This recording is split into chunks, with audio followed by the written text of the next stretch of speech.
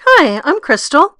It's that time of year when our thoughts turn towards better organization and cleaning up our spaces. So I wanted to take a quick turn through my craft space, give my 3 best organizational tips, and then talk about the area where I just need help. So my craft space is a multi-purpose room. It's a craft space, it's my work from home space, it's a guest bedroom, and it's where the family tax records and so forth are stored.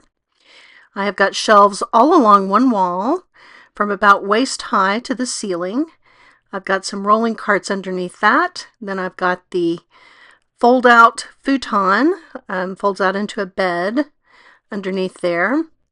Then as we turn towards the front of the room, towards the front yard, I've got a little bit of a desk area cobbled together out of a couple of unused side tables that used to be in our bedroom. Then I've got a couple of tables that I bought used, about 5.5 feet long each, 2.5 feet deep. I've got all kinds of boxes shoved under the tables. And then in the little scrap of wall I have on that side, I have got more shelves, which are completely full, of course. And then on the last wall, I have a closet. So this room is about 11 feet by 11 feet, 121 square feet, or about 11 square meters, which is, as far as I can determine, absolutely average for a secondary bedroom in the United States. So I believe I have used just about every inch of space. I've got plenty of work surface. I even have this extra table, which is the right height for die cutting. And the closet is a mix of craft supplies as well as non-craft items. So in the closet, I've got my tubs that I got cast off from work with my junk journal supplies, my scrap paper, rubber stamps. I've got a Calyx 4x4 that has got all kinds of paper inside of it. Then on the other side of the closet, I've got some lightweight items at the top of the closet.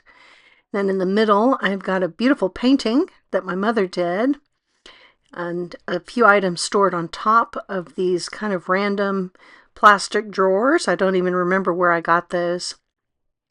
Then I've got some wrapping paper, some tax returns off to the side, and then on top of the tax returns are the boxes of my junk journal supplies sorted by theme. So I think I've used all of the space to the best of my ability. And that is all of the room that there is. Excuse me, I don't have room for any more shelves, I don't believe, or any more storage items in here. But my 3 tips. First tip is that the best organizational system is the one that you're going to use. And so I think that if you've got a great organizational system, but you're not willing to put things away, then it's not useful. You've got to be willing. So this is about as organized as I'm willing to put stuff back. If you look at this and it gives you the heebie-jeebies, then you are not a macro sorter like I am. But this is a tub of scrap paper and one of the empty coffee containers that I use for my buttons and eyelets and stuff. Second, if it's not labeled, it is lost. Maybe you can remember what's in every container in your craft room, but I cannot. And so if I don't have a label on it, it may as well be in the trash because I don't know what's in there. I don't know where to find anything. But I do find that using some consistent labels can make some order out of a random jumble of leftover boxes. And I store a lot of things organized by color. And so everything I've got organized by color. I've got some punch shapes on the outside telling me what color is inside. So I've got a scrap paper bin that's blue, green, and purple. Then if we look at my mini ink pads, I've got a shoebox that's blue, green, and purple.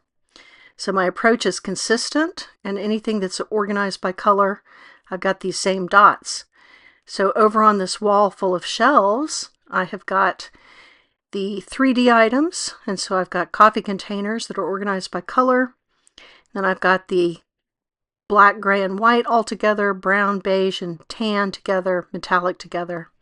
And then here are paper containers, which also have a punch shape to show what color of paper is inside. So that system works for me. I'm willing to put stuff back where it belongs at that level of organization. My third tip is that office supply storage is cheap. So these paper racks and paper holders are meant for office supplies, not craft supplies, and so they're a lot less expensive. And then this is a kitchen storage item. It's a dish rack for drying your dishes, and it's great for storing a few things in a vertical fashion, like stamp platforms and stuff like that.